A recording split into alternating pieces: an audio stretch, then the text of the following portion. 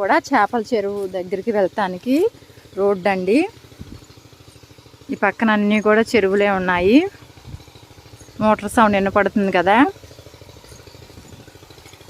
ఇవన్నీ కూడా కొబ్బరి చెట్లు, చెరువుల చుట్టూ కొబ్బరి చెట్లే ఉంటాయి. మేము చెరువులన్నీ కూడా సొంతవి కాదండి, ఏదో చెరువులు కదా సొంతవి అనుకుంటున్నారేమో. అవన్నీ కూడా మేము లీజుకు చేసే వాళ్ళమేనండి. మిగిలితేనే ఆదాయం, లేదంటే లాస్ పడాల్సిందే. రొయ్య చెరువులైనా చేపల చెరువులైనా వస్తే బాగా వస్తాయి, లేదంటే అలాగే పోతాయండి. కానీ ఇంకా అలవాటైపోయిన కల్చర్ కాబట్టి మేము దీని మీదే ఆధారపడి ఉన్నాం. నడుచుకుంటూ వచ్చానండి ఇప్పటి వరకు.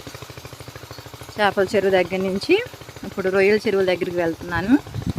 ఆవులను